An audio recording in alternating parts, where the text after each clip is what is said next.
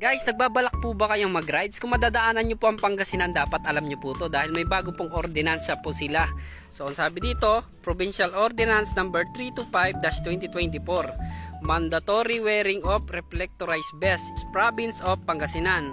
So, na-implement po siya noong August 15, 2024. Uutos ng ordinansa ang pagsuot ng high visibility reflective vest, luminous colored garment at paglalagay ng pailaw mula alas 6 ng gabi hanggang alas 6 ng umaga.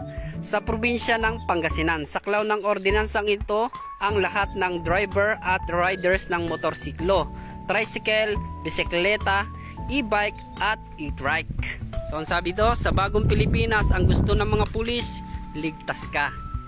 Ano naman mangyayari sa'yo kapag nahuli ka? Ano naman yung offense o violation na ipapataw sa'yo kapag wala kang suot na reflectorized vest? Ito po yung magiging penalty at ibibigay sa'yo na pataw na parusa. Ito po, yung penalties natin, yung first offense natin ay pagbibigyan ka, kaya warning pa lang. Then ang second offense po natin, babayad ka ng 1,000. And then third offense, dahil matigas ang ulo mo, mayroon ka ng 2,000. Dahil super tigas na ng ulo mo, hindi ka talaga nakikinig, mayroon ka na ay yung part offense mo ay 5,000 na.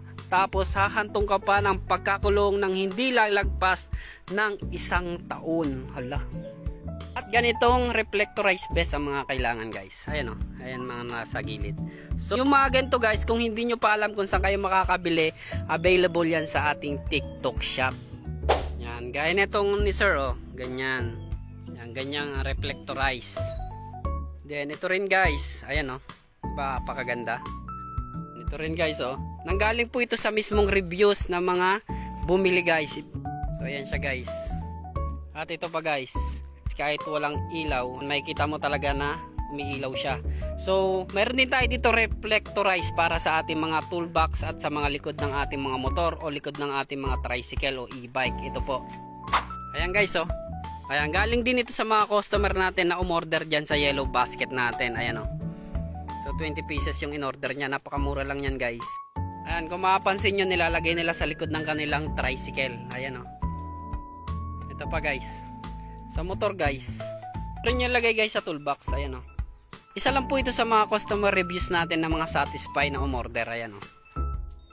So yan, ang sabi, umorder po siya ng 10 pieces. Ang sabi niya, it seems the sticker are functional and reflectorized. It will serve the purpose of obeying the new guidelines of LTO.